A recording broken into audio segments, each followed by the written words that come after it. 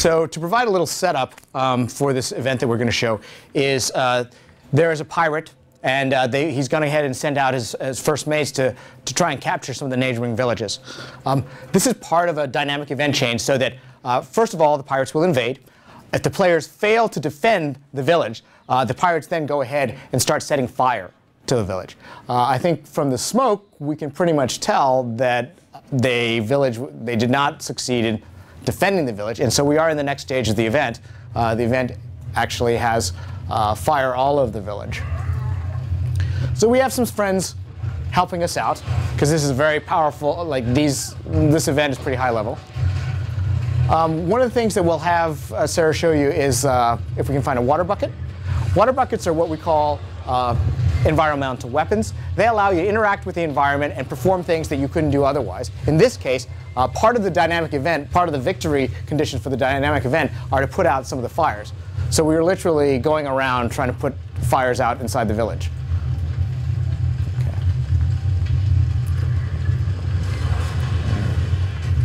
Oh, cool, firewall. So firewall is a great opportunity for us to talk about what we call our cross-profession combos. You'll notice we do not have to be grouped with any of these people. In fact, we are just ad hoc allying together because we are all after the same results in the dynamic event. We don't have to be partied together. But the cool thing about cross-profession combos is we have an elementalist who just dropped a firewall. And now, when Sarah positions her pistols and fires through the firewall, her projectiles will take on that fire damage and add additional damage to her attacks. Likewise, we talked a little bit about the Guardian. One of the cool things that a Guardian can do is lay down symbols. One of the symbols can enhance healing.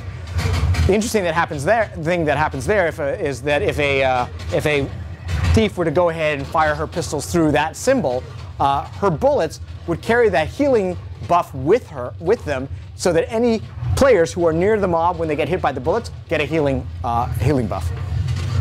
So as you can see, there's some cool kind of construction blocks to some very, very fun combat that can be done without having to be partied together. Here what we're showing is our down state. The down state, you do not die initially in Guild Wars 2. What you do is you enter a down state. From the down state, you get a new health bar, a limited health bar that starts ticking down, as well as a selection of skills that have the potential to defeat an opponent. If you are able to, in that last-ditch attempt, defeat that opponent, you will rally and spring back up. You will not go back to a waypoint to res. Likewise, one of the things that was shown just now, one of the players we were with tried to do, is revive us. The other important thing about our combat is, like I mentioned, we have no dedicated healing class. We felt it's very important that players be able to get back into the action really quickly. They don't have to sit around waiting for a healer to show up. Every profession has the ability to self-heal, as well as do some. Several of the opponents have other ways of healing their people in their group. The other thing is that players, as you'll see here, oh, maybe not, because they both got knocked down. But what you see here is a player trying to revive us. And all players can revive other players. Again, oh, they're trying. They're really trying. They're so close. Oh. Oh, there's just a chain. Yeah. Sometimes this is what happens. And he came in for the kill. But in a less difficult area, that other player would have been able to revive us. Again, it's not anything that's specific to any one profession.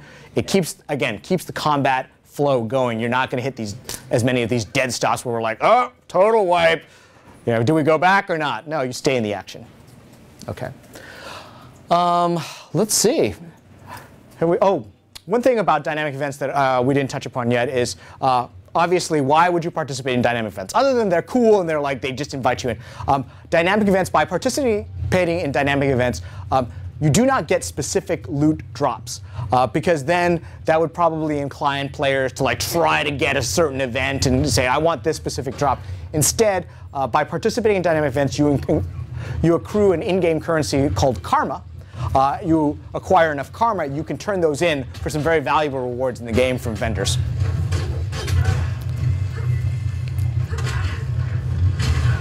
All right, I think we've covered all the main things that make up the game. The only thing that I can think of that we didn't have time to show you relates to personal story. It really does drive home this notion of consequences, is that in Guild Wars 2, we demonstrated it in our previous demos, every player has a home instance. And a home instance is not just a single building. It is, in fact, an entire neighborhood with several buildings and structures and NPCs in there. By choices that you make in your personal story, you can determine which NPCs are present in your home instance. Are there buildings that appear in your home instance or not? Likewise, monuments to your greatness would appear in your home instance. You can, in fact, invite other players to come in and see your home instance if you want to show them off, or have them participate in parts of your personal story. So I believe with that, we've shown almost everything we had to for this demo. I appreciate your time, and thank you for your interest in Guild Wars 2.